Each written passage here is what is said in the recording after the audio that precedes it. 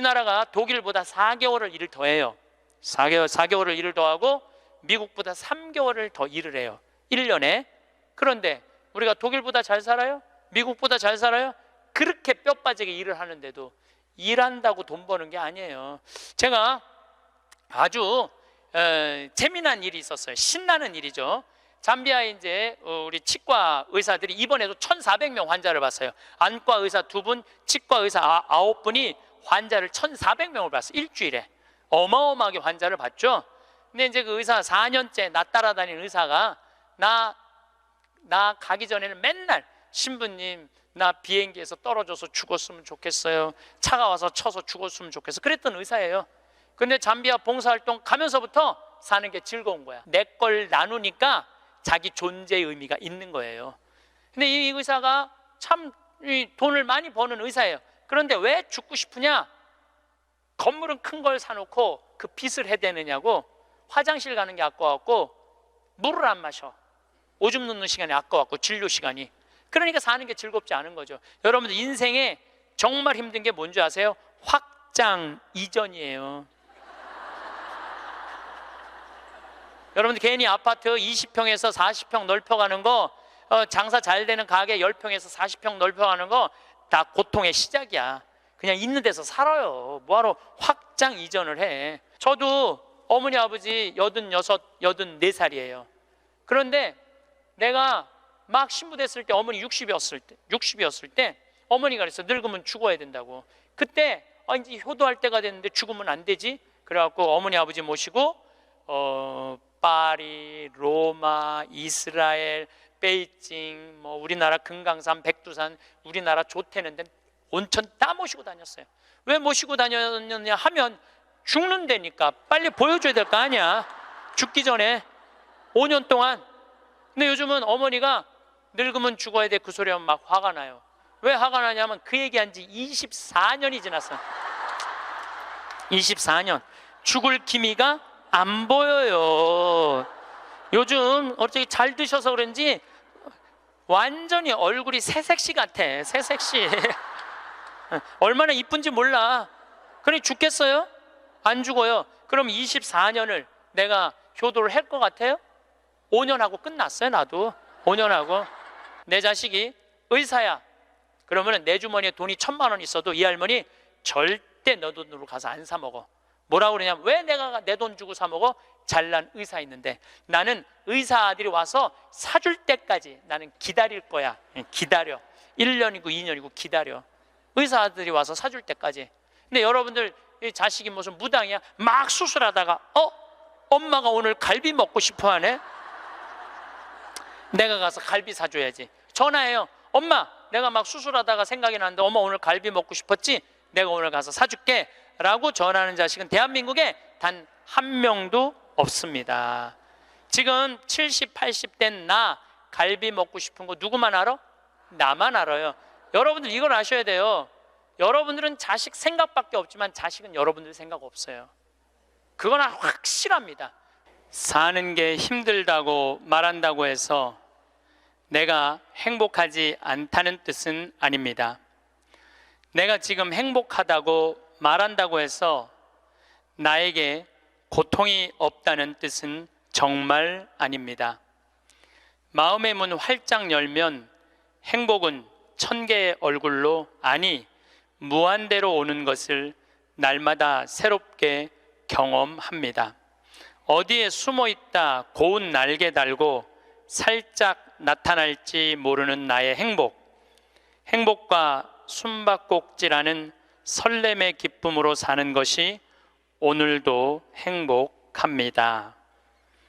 이건 내 기도가 아니고 이혜인 수녀님의 기도예요. 네, 수녀님이 너무너무 아름다운 글을 써갖고 참 수녀님이 항상 행복 얘기 많이 하시죠. 수녀님도 투병하시면서도 이렇게 멀리서 제가 이렇게 뵈면은 정말 하느님의 행복을 나눠주는 분 같아요. 자, 그렇다면 우리 인간은 잘 죽으려면 잘 살아야 돼요. 잘 사는 사람이 죽을 때 행복하게 죽을 수 있습니다. 이 세상에서 보통 안 먹고 안 마시고 안 놀고 고생한 사람이 70살에 당신 암이라고 그러면은 이분들이 공통적으로 하는 얘기가 있어요. 나는 억울해서 못 죽는다고. 공통적으로 하는 얘기가 그 얘기예요. 평생 고생만 하고 살았는데 나는 억울해서 못 죽는다고. 나는 호강해야 된다고. 이때부터 산삼을 캐와라, 좋은 의사를 대라, 다 소용없는 짓이에요. 그러니까 암 걸리기 전에, 당신 죽는다는 얘기하기 전에 이 삶을 만끽하고 삶의 기쁨 속에서 사실 필요가 있다는 겁니다. 그럼 우리나라 1살서부터 30살 행복하냐? 30살서부터 60살 행복하냐? 60살서부터 120살 행복하냐 이거예요. 제 얘기는 제가 왜 120살이라고 말씀드리느냐 하면 20년 전에 제가 강의할 때 앞으로 100세 시대 올 겁니다 라고 말씀드렸을 때 많은 할머니들이 이렇게 말했어요. 신부님, 끔찍한 소리 하지 마세요. 무슨 100살을 살아요? 그런데 요즘 텔레비전에 100세 안보장, 100세 연금보장 나와요, 안 나와요? 나오죠? 이런 거 나올 줄 꿈에도 몰랐을 거예요. 그럼 앞으로 20년 후에 텔레비전에서 100세 안보장, 100세 연금보장 나올까요? 20년 후에는 120세 안보장, 120세 연금보장 나오게 돼 있어요. 그렇다면 지금 60대신 분들은 앞으로 몇 년을 더 살아야 되느냐면은 60년을 더 살아야 돼요. 60년을. 아까 첫 시간에 제가 이런 말씀 드렸어요. 남편하고 자식들을 위해서 전부 바치지 말라고. 얼마만 바치라고? 반만 바치라고. 반은 누구를 위해서 남겨놔야 돼? 나를 위해서 남겨놔야 돼요. 내가 행복해야지 남편도 행복하고 자식도 행복한 거예요. 내가 불행한데 어떻게 남편하고 자식이 행복할 수 있습니까? 우리 부모님이 80 넘어 돌아가셨다. 한번 손 들어보세요. 80 넘어 돌아가셨다. 우리 부모, 이렇게 많아요. 부모님이 90 넘어 돌아가셨다. 손 들어보세요. 손 내리시고, 우리 부모님이 아직 90이 넘었는데 아직도 살아계시다. 손 들어보세요. 자, 혹시 우리 부모님 아니라 이모, 고모라도 100살이 넘은 사람이 있다. 한번 손 들어보세요. 거긴 몇 살이에요? 104살. 그 뒤에 분은 101살? 네.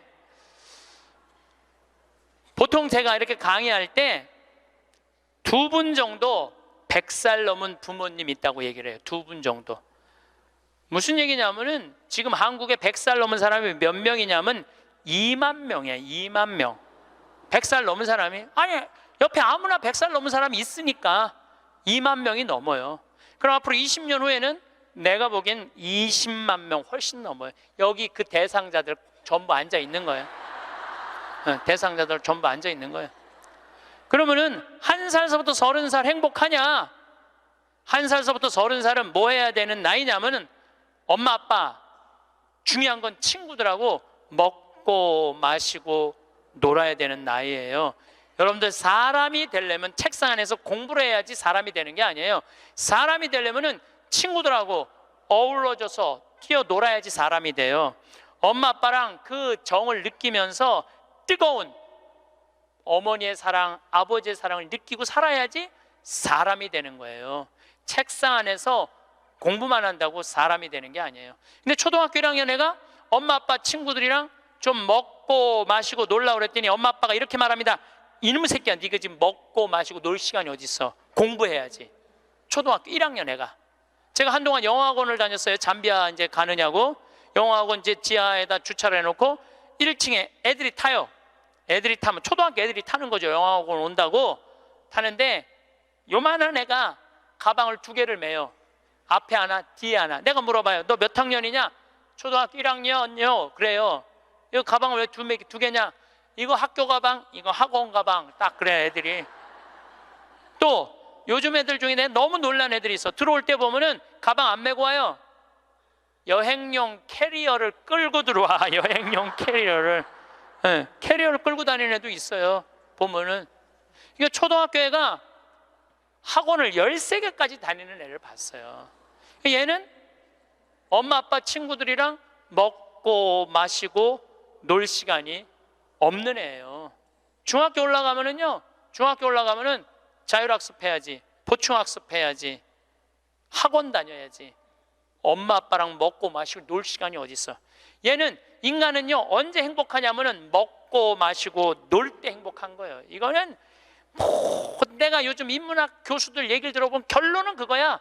근데 너는 나중에 행복해. 넌 지금 나중에 행복하려면 지금 먹고 마시고 놀지 말어.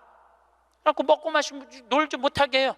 그럼 너 서울대학 가서 먹고 마시고 놀아. 그럼 우리나라 서울대학 가는 애들은 공부하는 애들의 0.5%만 서울대학을 가요. 99%는 서울대학 못 가요. 99%는 가지도 못할 서울대학 때문에 20년 인생을 다 날려버리는 거예요. 얘네들은 먹고 마시고 놀지 못하는 거예요. 그래서 얘네들 안에 뭐가 없느냐면 기쁨이 없어요. 얘네들 안에 뭐가 없느냐면 행복이 없어요. 친구가 있어야지 사람은 행복한 거예요. 여러분들 자식들도 정말로 답답하게 키우고 싶으면 계속 학원 보내면 돼요. 예. 그러니까 제일 중요한 거는 먹고 마시고 노는 거예요. 그럼 얘가 30년 동안 30살 이후부터 너 행복해야 돼. 그 30살부터 얘가 삼성에 취직해갖고 행복할 수 있다고 생각하세요? 우리말에 이런 말이 있어요. 먹어본 놈이 먹고 놀아본 놈이 논다고. 먹고 마시고 노는 것도 아무나 먹고 마시고 노는 게 아니에요. 먹고 마시고 놀 줄 모르면은 얘는 나중에도 행복할 수가 없어요. 나는 직원들한테도 나중에 잘 안 해줘요. 언제 잘해줘? 지금 잘해줘. 지금 잘해주려면 지금 잘해줘. 예.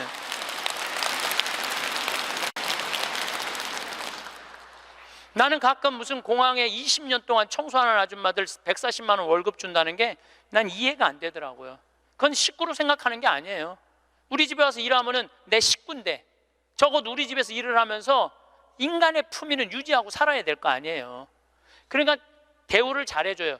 그런데 저는 학벌을 참 싫어해요. 그래서 우리는 학벌을 따지지 않아. 직원 채용할 때 서울대학을 나왔든 유학을 갔다 왔든 이대를 나오든 연대를 나오든 일반 대학을 나오든 중학교를 나오든 고등학교를 나오든 초등학교를 나오든 첫 월급은 똑같아. 다 210만 원이에요. 아무리 잘났어도 210만 원, 아무리 못났어도 210만 원.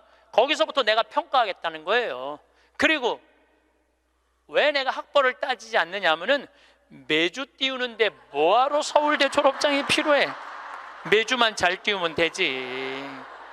그렇지 않아요? 아니 매주가 서울대생만 보면 나 잘 떠야 되겠다 이래요? 나는 행복한 사람이 매주도 잘 띄우더라고 보니까. 이번에 우리 생태마을에서 깻잎을 4.5톤을 땄어요. 깻잎 장아찌 하려고 4.5톤 어마어마하게 땄어요. 그런데 깻잎 따는데 뭐하러 그놈의 2대 졸업장이 필요해. 그냥 그 2대가 뭐라고 그 온 나라를 뒤집어가면서 2대 집어넣어갖고 참 웃기지도 않아. 우리는 깻잎 따는데 2대 졸업자 필요 없어. 뭐만 잘하면 돼? 깻잎만 잘 따면 돼. 깻잎만.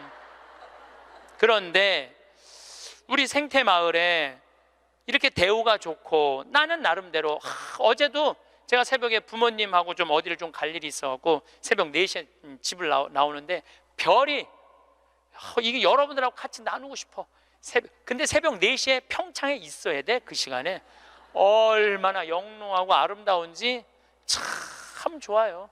너무너무 행복한 곳이에요 우리 생태마을. 그런데 우리 생태마을에 누가 남아서 일을 하느냐 가만히 봤더니 이제까지 200명도 더 왔다 가고 이력서도 이렇게 쌓여 있어요. 취직하겠다고. 근데 결국은 어떤 사람이 남아있느냐면은 부모님하고 친구들하고 어렸을 때 먹고 마시고 논 애들이 남아서 일하더라고요. 간혹 저한테 신부님 우리 애가 우울증이에요. 우리 애가 왕따 당했어요. 우리 애가 컴퓨터 중독이에요. 우리 애가 알코올 중독이에요. 신부님 사람 하나 살리는 셈 치고 우리 애 좀 받아주세요. 내가 또 마음이 약하니까 받아줘요. 받아주면은 3개월 이상을 못 버텨요. 본인이 그런다고 생태마을의 환경이 아무리 좋아도 그렇게 내가 아까 얘기했죠. 먹어본 놈이 먹고 놀아본 놈이 노는 거라고. 어렸을 때 불행하게 자란 애들은요, 그 공동체 안에서 직장 생활 못 해요. 아니, KBS에서도 실험을 했잖아요. IQ 좋은 애, 성적 좋은 애, 생활기록부 좋은 애, 이거 쉽게 말하면 먹고 마시고 노는 애. 초등학교 6학년 때 요 성적표를 가지고 30년 후에 추적을 해봤어요. 누가 행복하게 사나? 그랬더니 IQ 좋은 애도 아니고 성적 좋은 애도 아니고 뭐 좋은 애야? 생활기록부 좋은 애, 먹고 마시고 노는 애들이요, 결국은 잘 살더라 이거예요. 결국은. 그러니까 여러분들 자식들한테 너 공부 잘해야지 행복하다는 얘기는 틀린 얘기예요. 이 얘기가 핀란드에서는 이미 결론이 난 거예요. 핀란드는 초등학교 입학 조건이 뭔지 아세요? 잘 노는 애. 잘 노는 애가 입학 조건이에요. 입학에 이제 학생들 뽑으려고 전부 다 애들이 와 있잖아요. 근데 놀이시설을 딱 놀게 해요. 근데 한 애가 안 놀아. 그럼 부모 불러갖고 뭐라고 그러는지 알아요? 얘 유치원에 다시 보내라고. 왜 우리 애가 유치원에 가? 얘는 지금 노는 법을 모른다고. 놀아야지 사람이 되는 거예요. 놀아야지. 근데 우리는 먹고 마시고 노는 일을 아주 우습게 보는 거예요. 우리나라가 독일보다 4개월을 일을 더 해요. 4개월을 일을 더하고 미국보다 3개월을 더 일을 해요. 1년에. 그런데 우리가 독일보다 잘 살아요? 미국보다 잘 살아요? 그렇게 뼈 빠지게 일을 하는데도 일한다고 돈 버는 게 아니에요. 제가 아주 재미난 일이 있었어요. 신나는 일이죠. 잠비아에 이제 우리 치과 의사들이 이번에도 1,400명 환자를 봤어요. 안과 의사 2분, 치과 의사 9분이 환자를 1,400명을 봤어요. 일주일에. 어마어마하게 환자를 봤죠. 근데 이제 그 의사 4년째 나 따라다니는 의사가 나 가기 전에는 맨날 신부님 나 비행기에서 떨어져서 죽었으면 좋겠어요. 차가 와서 쳐서 죽었으면 좋겠어. 그랬던 의사예요. 근데 잠비아 봉사활동 가면서부터 사는 게 즐거운 거야. 내 걸 나누니까 자기 존재의 의미가 있는 거예요. 근데 이 의사가 참 돈을 많이 버는 의사예요. 그런데 왜 죽고 싶으냐? 건물은 큰 걸 사놓고 그 빚을 해대느냐고. 화장실 가는 게 아까웠고 물을 안 마셔. 오줌 놓는 시간이 아까웠고 진료 시간이. 그러니까 사는 게 즐겁지 않은 거죠. 여러분들 인생에 정말 힘든 게 뭔지 아세요? 확장 이전이에요. 여러분들 괜히 아파트 20평에서 40평 넓혀가는 거, 장사 잘 되는 가게 10평에서 40평 넓혀가는 거 다 고통의 시작이야. 그냥 있는 데서 살아요. 뭐하러 확장 이전을 해. 행복하지 않았던 거야. 근데 잠비아를 떠나면서부터 사는 게 즐겁기 시작한 거야. 그리고 내가 얘기했어요. 인생은 화장실도 안 가고 진료하는 게 인생이 아니야. 먹고 마시고 노는 게 인생이야. 제발 먹고 마시고 놀아. 그랬더니 그때부터 먹고 마시고 놀기 시작하는 거예요. 일주일에 이틀 과감하게 놀고 1년에 성지순례 10일 나 따라가고 뭐 성지순례 뭐 다른 데 또 가고 뭐 호주 의사들 같이 여행 다니고 1년에 40일을 놀아요. 40일을 무지하게 노는 거예요. 그러니까 그 조카가 이제 군대 갔다 와서 아르바이트 하면서 그렇게 노니까 이모한테 그렇게 물어보더래요. 이모, 이 치과 월급은 나오는 거야? 이렇게 물어보더래요. 그런데 내가 물어봤어요. 그렇게 먹고 마시고 놀면서 진료할 때랑 화장실도 안 가고 진료할 때랑 어느 때 돈을 더 많이 버느냐? 그랬더니 요즘이 훨씬 많이 번대요. 그리고 세무서에서 연락 왔대요.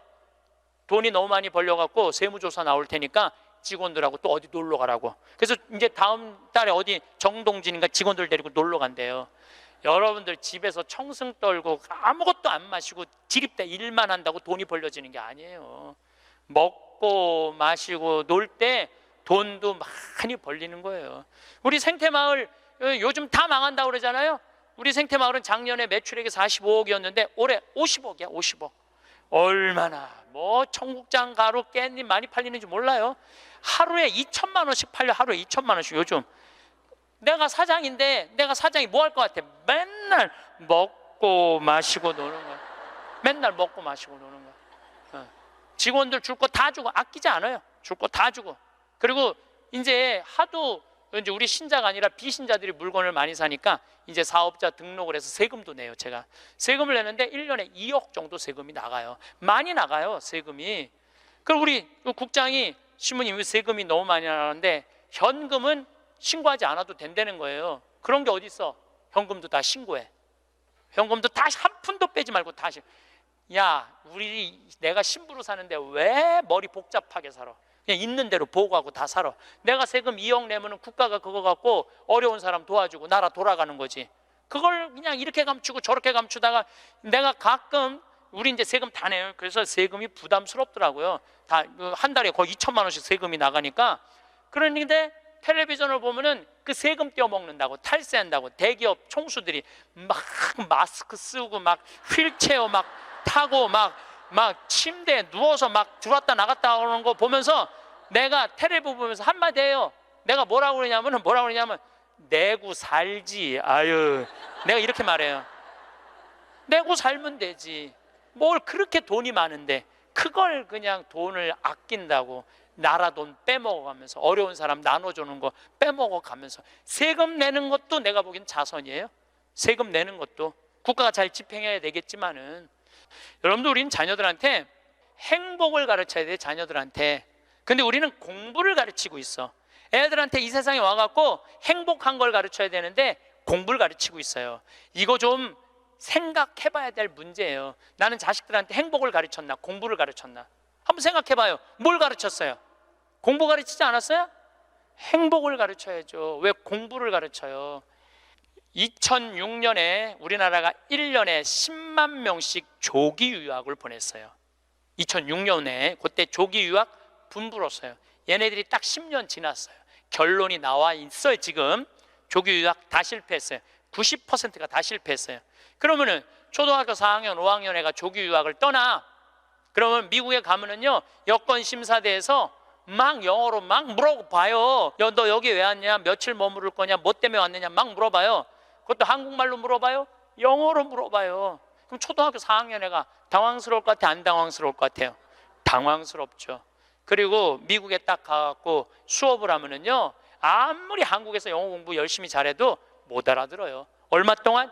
1년 동안 못 알아들어. 걔가 무슨 죄를 졌다고 1년 동안 말도 못 알아듣는 데서 고생을 해야 돼? 그리고 여러분들 인종차별, 여러분들은 잘 모르지만은 저는 정말로 외국을 많이 다니면서 확실하게 인종차별 느껴요. 신부인 난데도 아주 농담하는 애들 많아요. 너 뭐하러 혼자 사느냐?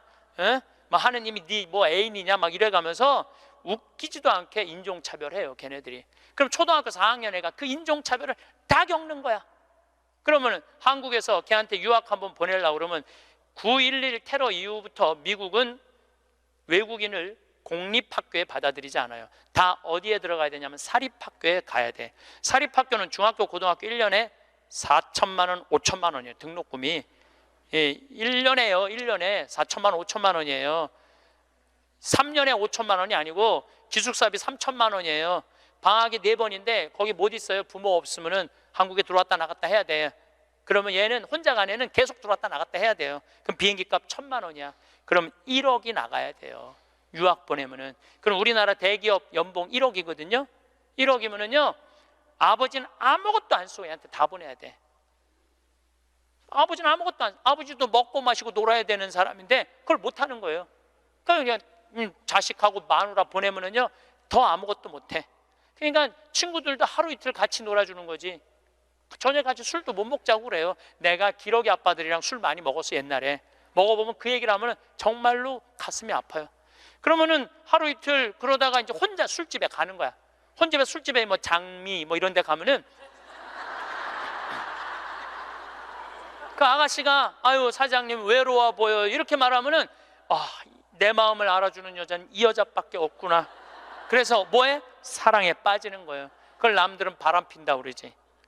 그래서 바람 피는 거예요. 혼자 외로우니까. 인간은 어쩔 수가 없거든요. 그 시간에 집에 들어가갖고 아이하고 아내하고 해주는 거 맛있게 먹고 마시고 놀았으면 그 사람 바람 안 폈을 거예요.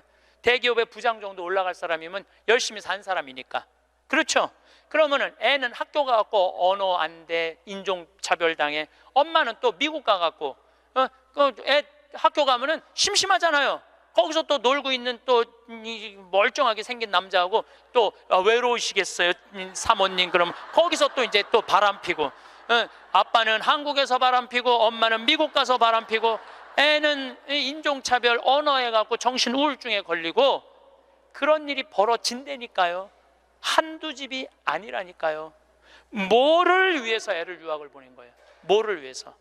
다 집안 풍비박산 만들어 놓고. 그러니까 애한테 공부를 가르치면 안 된다니까요. 행복을 가르쳐야 돼요. 우리가 뭐를 해서 행복한지.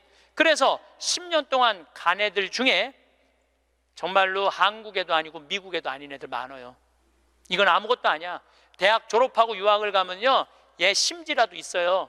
대학 졸업해서 유학 가는 애들. 근데 초등학교 중학교 때 가는 애들은 심지도 없는 애들이야. 내가 한국인지 미국인지 구분도 안 되는 애들이야. 그래갖고 적응 안 되면은 중학교에 가면은 유학 온 한국 애들, 말 안 통하는, 영어 안 되는 애들끼리 모여요. 모여서 노래방 가고 한국 드라마 보고 술 먹고 담배 피고, 고등학교 올라가면 마약해요. 마약하면 또 걸리면 감옥에 갔다 왔다 하고. 정말로 이 아이의 출세를 위해서, 이 아이의 미래를 위해서 유학을 보냈는데 아버지도 바람피고 엄마도 바람피고 애는 마약하고. 이런 집이 한두 집이 아니라니까요. 너무너무 많은 거예요. 이런 집이. 성공하는 비율은 10%밖에 안 된대요. 10%밖에. 그러니까 90%는 다 망가지는 거야. 그래갖고 이제 한국에 돌아오면은 집안이 완전히 망가진 거야. 애는 집에서 나가지도 않고. 왜냐하면 유학이라는 건 갔다 왔는데 대학을 졸업한 것도 아니고 한국에서 취직되는 것도 아니고, 그러니까 아무것도 못하는 거야. 그래서 나한테 와서 신부님, 얘 좀 고쳐달라는 거야. 자기가 10년 동안 망가뜨려 놓고 나한테 1시간 만에 고쳐달라는 거야. 아, 내 안수하면 손에서 아무것도 안 나오는데 뭘로 고쳐 내가. 그런데 이제는 1년에 10만 명씩 가던 게 이제 3만 명밖에 안 가요. 왜? 실패한 게 결론이 났으니까. 나는 그러지 말자는 거예요. 그 1년에 1억씩 유학비 보낼 돈이 있으면 그 돈 갖고 한국에서 엄마 아빠 자식이랑 행복하게 먹고 마시고 놀으라는 거예요. 그럼 이 집은 깨지지도 않고 애는 아주 건강하게 자랄 거예요. 우리가 아주 중요한 거를 놓치고 있는 거예요. 별거 없어. 인생이 뭐 그렇게 복잡해? 그리고 여러분들 출세, 그것도 해봐야. 난 텔레비전 보면서 출세하는 거 하나도 안 부러워요. 뭐 민정수석 무슨 수석들, 지금 그게 사람 사는 거예요? 저런 모습이? 차라리 그 자리에 안 가면은 거짓말도 안 할 거 아니에요. 그 자리에 가면 어쩔 수 없이 거짓말하고. 어떻게 보면 여러분들이 훨씬 행복한 분들이에요. 여러분들은 거짓말 일이 뭐가 있어? 누가 돈을 갖다 줘야지 안 받았다고 그러지. 누가 돈을 갖다 줘야지 안 받았다고 그러지. 참. 자, 그렇다면은 30살에서부터 60살은 행복하냐? 대한민국에. 자, 이 30살에서부터 60살은 저는 인생의 황금기라고 생각해요. 여러분들, 여행은 가슴이 떨릴 때 가야지 다리가 떨릴 때 가면 안 된다니까요. 근데 이때 가야 될 때야. 가야 될 때야.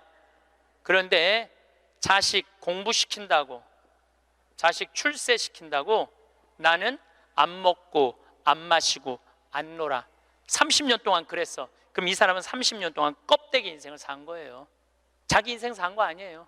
자식만을 위해서 살았다고. 나는 자식 하나 잘 되면은 엄마의 기쁨이라고 그러는데, 그것도 옛날에 45, 46까지 살 때 얘기예요. 이제 여러분들 120살 살면은요, 자식이 90이 돼버려요. 그 자식 출세하는 거 여러분들 행복하고는 아무 상관이 없어요. 70살, 80살 된 자식하고 90살, 100살 된 여러분들하고 아무 상관이 없어요. 자식을 출세시키고 싶으면 여러분들이 먼저 출세해야 돼요. 자식을 철들게 키우고 싶으면 누가 먼저 철이 들어야 돼? 여러분들이 먼저 철이 들어야 돼. 그런데 여러분들이 30살에서부터 60살까지 자식 출세만 바란다고 빈 껍데기로 30년을 살았어. 근데 여러분들이 철이 들 것 같아요? 지금 대한민국에 30살에서부터 60살 철든 사람이 얼마나 있을 것 같아요? 그래서 유학 보내고 자기는 한국에서 바람피고 아내는 미국 가서 바람피고 애는 정신병이 들어요? 철이 안 드는 거예요. 삶의 의미가 뭔지 모르고 살고 있는 거예요. 진정한 삶의 기쁨이, 진정한 삶의 행복이 뭔지 모르고 사는 거예요. 정말로 자식을 행복하게 키우고 싶어? 여러분들이 행복해야 돼요.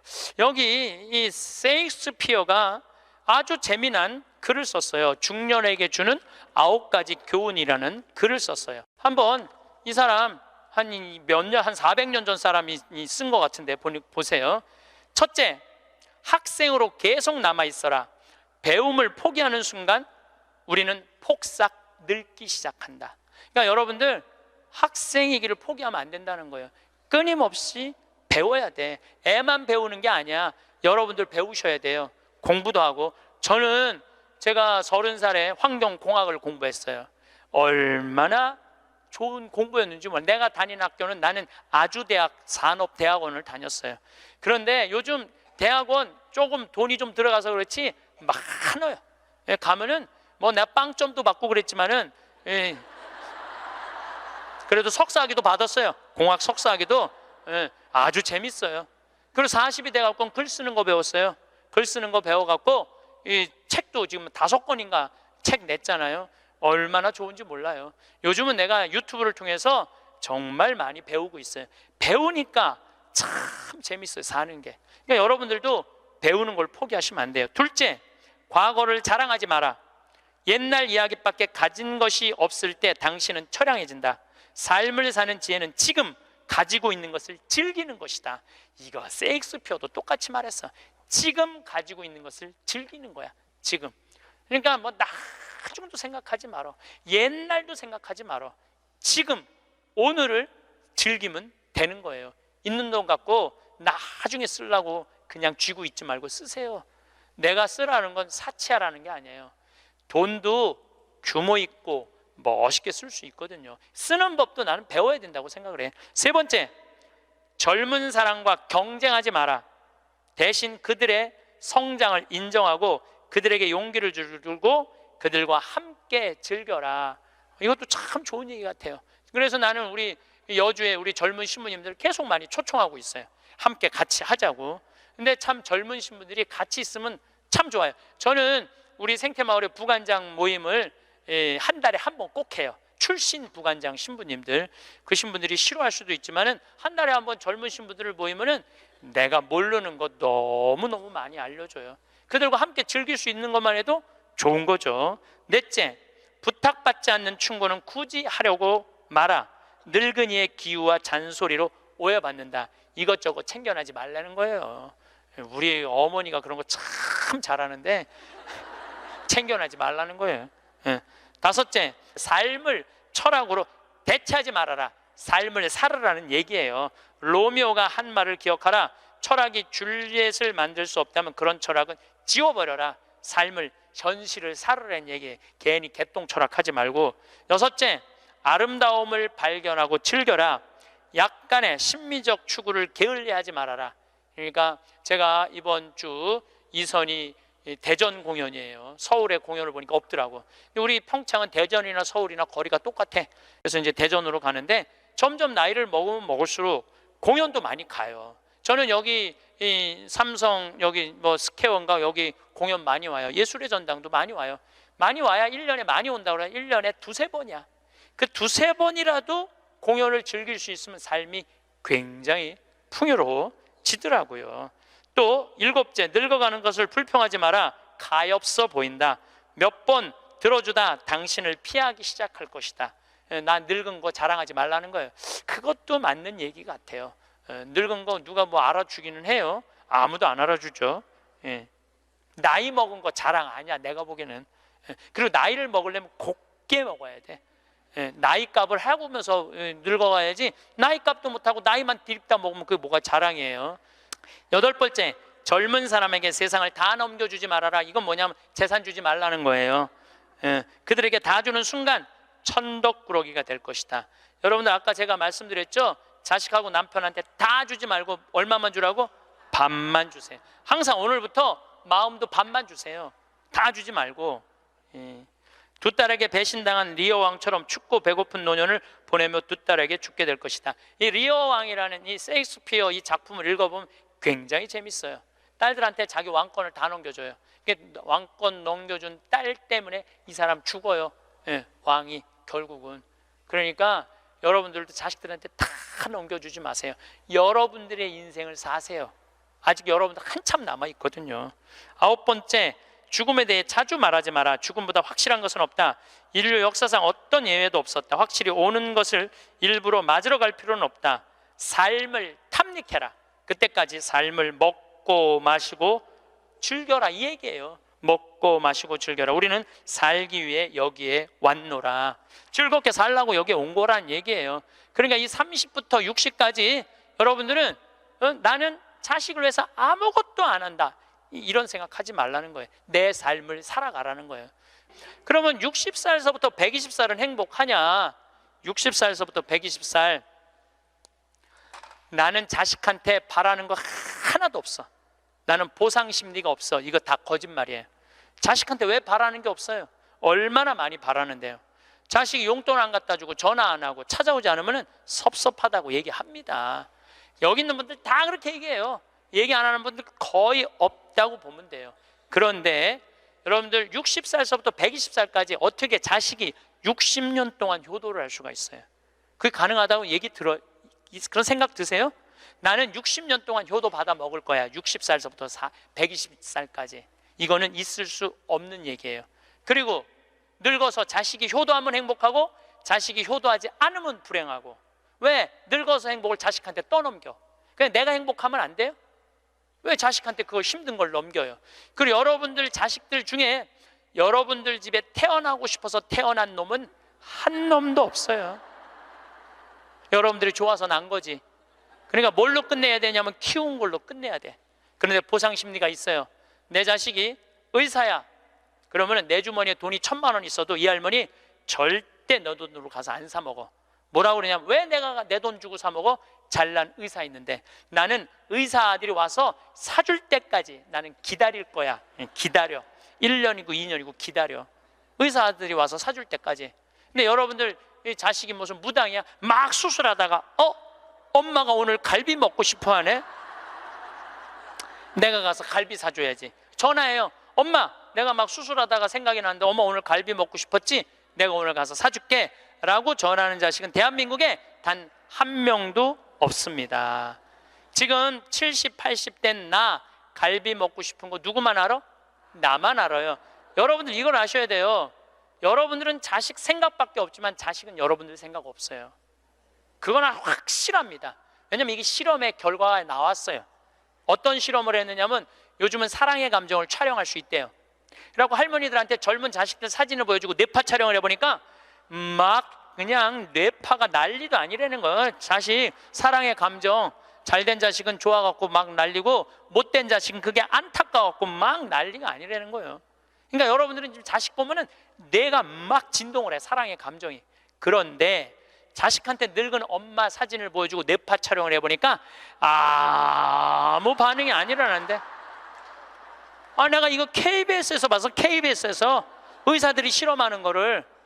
그러니까 여러분들은 자식 생각하는 거하고 자식이 여러분들 생각하는 거하고는 이건 차원이 달라요. 차원이 정말 생각 없어요.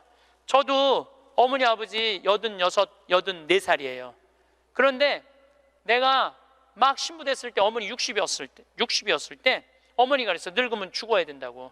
그때 이제 효도할 때가 됐는데 죽으면 안 되지. 그래갖고 어머니 아버지 모시고 파리, 로마, 이스라엘, 베이징, 우리나라 금강산, 백두산, 우리나라 좋대는 데 온천 다 모시고 다녔어요. 왜 모시고 다녔냐 하면 죽는다니까. 빨리 보여줘야 될 거 아니야, 죽기 전에 5년 동안. 근데 요즘은 어머니가 늙으면 죽어야 돼 그 소리 하면 막 화가 나요. 왜 화가 나냐면 그 얘기한 지 24년이 지났어. 24년 죽을 기미가 안 보여요. 요즘 어떻게 잘 드셔서 그런지 완전히 얼굴이 새색시 같아. 새색시. 얼마나 이쁜지 몰라. 그러니 죽겠어요? 안 죽어요. 그럼 24년을 내가 효도를 할 것 같아요? 5년 하고 끝났어요. 나도 5년 하고. 요즘은 나 강의 막 다니다 보면 한 달 동안 한 번도 생각 안 할 때 있어요.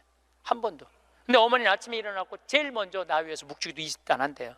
하루 종일 아들 생각하는 거지. 집에 가보면 온통 내 사진이야. 그냥 온통 내 사진. 그런데 놀라운 건 우리 사제관은 어머니 아버지 사진 하나도 없어요. 하나도.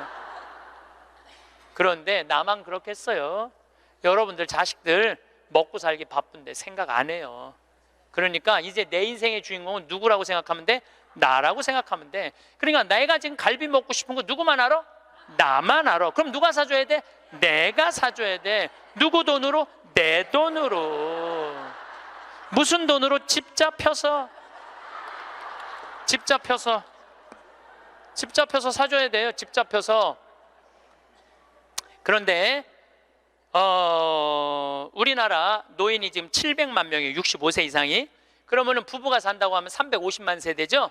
350만 세대 중에 집 잡혀서 주택연금으로 사는 세대는 3만 5천 세대에 지금. 그럼 100명 중에 1명만 연금으로 사는 거예요. 자, 나 65세 넘었다. 한번 손 들어봐. 65세 넘었다. 왜 손 안 들어? 여기 지금 다 내 눈에 보이는데 이렇게 많어. 자, 손 내리세요. 자, 이 중에 나 정말로 집 잡혀서 연금으로 생활하고 있다면 손 들어보세요. 지금 한 분, 두 분, 그러니까 제 말이 세 분, 네 분, 제 말이 맞아요. 지금 여기 한 1000여 분 있는데 거의 100명 중에 1명만 집을. 그런데 이 집 잡혀서 사는 분과 집 안 잡혀서 자식한테 물려주겠다는 분하고 삶의 질은 또 달라요. 집 잡혀서 한 달에 150만 원에서 200만 원을 받아 사는 사람들은요, 근심 걱정 하나도 없대요. 마음이 그렇게 편안하대요. 그런데 자식들 용돈 받고 집 물려줄 생각으로 용돈 받고 사는 분들은 어떤 달은 자식이 10만 원도 갖다 주고 20만 원도 갖다 주고. 우리나라 평균 용돈이 10만 원이에요. 평균 부모님한테. 그럼 20만 원도 갖다 주고 30만 원도 갖다 줘. 근데 어떤 달은 100만 원도 갖다 줘. 100만 원도 갖다 주면 이 할머니가 그 돈을 못 써요. 왜 못 쓰는 줄 아세요? 다음 달에 얼마를 갖다 줄 줄 알고 이거 홀딱 닦았어. 그냥 계속 불안하게 사는 거야. 계속.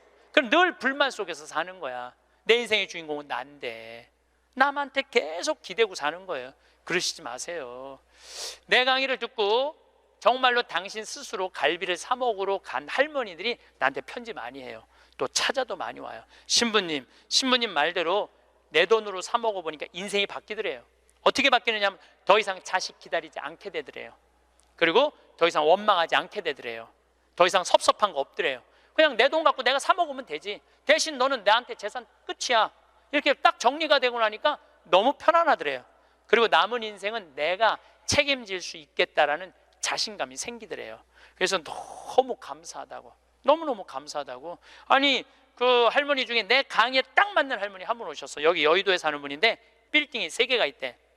우리 집에 왔는데 뭐 하여튼 에쿠스 뭐 900인가 뭐 리무진인가를 타고 왔는데 어마어마하게 좋은 차를 타고 왔어요. 예, 에쿠스가 아니라 제너시스. 기사를 대갖고 왔어. 근데 그러는 거예요. 신부님, 내가 40에 혼자 대갖고 아들 셋을 키웠다는 거. 신부님 말대로 의사, 교수, 사장이라는 거예요. 근데 2년 전까지는 내가 너희들 그렇게 키웠는데 왜 나 한번 안 찾아오느냐, 맨날 원망했대요. 근데 어느 날 갑자기 내가 그러더래요. 늙어서 갈비 먹고 싶으면 지 돈으로 사 먹으라고. 왜 자식을 기다리느냐고. 근데 자기 돈으로 사 먹어보니까 더 이상 안 기다려지더래요. 섭섭한 거 없더래요. 그리고 사는 게 너무너무 즐겁더래. 내 자식하고의 이런 관계를 끊고 내 삶을 살다가 보니까 걸리는 게 하나도 없대. 그러니까 여러분들도 그렇게 사셔야 돼요.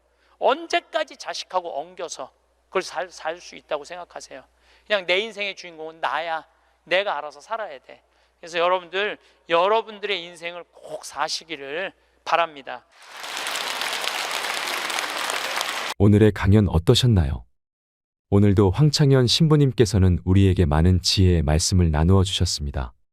지혜의 말씀을 따라가다 보면 우리의 삶의 질도 한층 높아지리라 확신합니다. 오늘은 노년을 더욱 건강하고 즐겁게 살아갈 수 있는 방법 몇 가지를 소개하겠습니다. 첫째, 고기를 많이 먹어라. 요즘은 기름진 고기보다 채소식을 해야 오래 산다고 말하는 방송이 많습니다. 그러나 노년이 될수록 급격하게 근력 손실이 발생하므로 무엇보다 고기를 챙겨 먹는 것이 좋습니다. 나이가 들면 당연히 모든 세포도 노화하게 됩니다. 소화를 담당하는 장기도 예외는 아닙니다. 대사 기능도 떨어지기 때문에 일반적으로 식욕도 감퇴합니다. 고기에는 콜레스테롤이 많이 들어있어 피해야 할 것으로 여겨지지만 이는 노화를 늦추고 삶의 질을 올리는 중요한 영양소이기 때문입니다. 둘째, 충분한 수면 시간을 확보하라. 노년의 삶의 질을 올리는데 가장 중요한 요인 중 하나가 바로 수면 습관입니다. 우리가 흔히 나이 들면 잠도 없어진다고 하지요. 현대인들이 불면증을 호소하는 환자가 늘고 있는데 그 원인 중 하나가 스트레스입니다. 스트레스를 많이 받게 되면 당연히 잠들기 어렵습니다. 아무리 잠을 자야 한다고 생각하고 양을 세어보아도 말짱 도루묵인 경우가 많습니다. 수면 부족은 하루의 생활 리듬을 흐트러뜨리고 정신 건강에도 영향을 끼쳐 심하면 우울증까지 일으킬 수 있으니 조심하셔야 합니다. 나이가 들면 자꾸 밤에 깨서 화장실을 들락거리는 일도 많아지고 한 번에 긴 시간 푹 자는 경우도 줄어듭니다. 그러나 이것은 노화의 자연적인 현상이라고 합니다. 그러니 잠을 자보려고 술을 마신다거나 하는 일은 전혀 도움이 안 될 뿐 아니라 알코올 의존증까지 불러올 수 있으니 조심하세요. 밤에 충분히 자려면 낮에 되도록이면 햇빛을 많이 쐬도록 하는 것이 좋습니다. 그리고 잠자는 시간과 일어나는 시간을 규칙적으로 하세요. 또한 잠자는 방의 온도나 습도, 밝기 등 취침 환경을 나에게 맞게 선택하세요. 하루 3끼 규칙적인 식사 시간을 지키는 것도 도움이 될 수 있습니다. 셋째, 꾸준히 운동하라. 나이 들어 체력적으로 힘들고 귀찮다고 방 안에만 머문다면 몸은 편할지라도 노화가 더 빠르게 진행될 수 있으니 꼭 낮 시간대에는 무리하지 말고 나에게 맞는 가벼운 운동을 규칙적으로 찾아서 하는 것이 가장 좋습니다. 특히 70이 넘으면 더욱 몸에 격한 운동은 줄이시는 것이 좋습니다. 내가 왕년에는 이것도 했는데 라는 생각은 이제 내려놓는 것이 좋습니다. 건강을 위한다는 그 어떤 것도 나에게 맞지 않거나 과하면 독이 될 수 있습니다. 매일 아침 일어나 좋아하는 음악을 틀고 간단한 체조나 스트레칭을 해주는 습관만으로도 충분히 효과가 좋을 것입니다. 그리고 낮에는 햇볕도 쐴 겸 밖에 나가 가볍게 산책한다는 마음으로 걸어주시는 것이 도움이 됩니다. 걷기가 좋은 점은 걷는 거리나 걷는 속도를 스스로 정할 수 있기 때문인데요. 일반적으로 60대는 매일 40분 정도, 70대 이상은 30분 정도 걸어주시는 것이 좋습니다. 매일 정해진 집 주변만 걷는다면 지겨울 수 있으니 걷는 코스에 변화를 준다면 훨씬 즐겁게 걸으실 수 있습니다. 옛날에 누군가 산책은 여행이다 라고 말했는데 확실히 작은 여행이라고도 할 수 있을 것 같습니다. 넷째, 물건에 집착하지 마라. 요즘 방송에 쓰레기장처럼 변한 집을 소개하는 경우가 종종 있는데요. 대부분이 나이가 든 사람들이 사는 집이었습니다. 이렇듯 나이가 들면 아깝다는 이유로 또는 추억이 담겨 있다는 이유로 또는 아무 이유 없이 물건을 집에 쌓아두게 됩니다. 이것들 또한 노화가 진행되면서 자주 보이는 심리적인 현상 중 하나로 물건에 대한 집착이 많아진다는 겁니다. 밖에 있던 물건을 가져와서 쌓아두는 경우도 있고 집에 있는 물건을 버리지 않아서 생기는 경우도 있지요. 혹시 언젠가 쓸지도 모른다는 생각에 그냥 두기도 합니다. 그러나 몇 달이 지나도 사용하지 않는 물건들은 평생 쓸 일이 없는 경우가 많습니다. 집안을 깨끗하게 비우는 것만으로도 마음의 안정을 되찾을 수 있으니 아깝다거나 귀찮더라도 방을 깨끗이 정리하세요. 물건이나 먹는 것들을 아끼는 생활은 너무 좋은 일이지만 쓸데없는 물건들, 기한이 지나 먹지 못하는 먹거리들을 방 안에 가득 쌓는 것은 좋지 않으니 언젠가 버려야지 생각하지 마시고 오늘 당장 비워낸다면 깨끗해진 집안을 보고 마음이 훨씬 편안해질 겁니다. 다섯째, 봉사를 하라. 인간은 원래 이기적인 존재이기는 하지만 한편으로는 종종 이타적인 행동, 다시 말해 시간과 노동, 금전 등을 들여 대가를 바라지 않고 타인에게 이익을 주는 행동을 하기도 합니다. 큰 일이 아니더라도 넘어진 사람을 일으켜주거나 다친 사람을 보고 119에 전화를 대신해주는 등 작고 사소한 일로도 우리는 마음의 보람을 느낄 수 있습니다. 재능이 있다면 재능으로, 경제적으로 여유가 있다면 금전적으로 타인을 돕는 일은 받는 사람보다 주는 자신을 위한 일이 될 수 있습니다. 가볍게 산책을 하다가 길에 떨어진 쓰레기를 줍는 행동만으로도 내 자신이 뿌듯할 수 있습니다. 내가 세상에 아직 도움이 될 수 있다는 생각에 기쁜 마음이 들 것입니다. 누군가에게 내가 도움이 된다는 감정을 느끼면 자기애가 충족되고 심리적으로 충만할 수 있습니다. 결국 좋은 일은 나에게 돌아와 나를 즐겁게 하고 내 인생을 풍요롭게 할 수 있다는 것을 기억해야 합니다. 베풀면 복이 온다는 말도 있지요. 작은 것이라도 베푸는 습관, 타인을 돕는 습관은 큰 복이 되고 내 정신건강에도 도움이 될 수 있습니다. 오늘 들려드린 내용을 잘 참고하시어 행복한 노후를 보내시는데 많은 도움을 얻으시길 바랍니다. 오늘 내용이 도움이 되셨다면 소중한 주위 분들께도 공유 부탁드립니다. 구독과 좋아요, 알림 설정은 제작에 큰 힘이 됩니다. 오늘도 행복한 하루 보내세요. 감사합니다.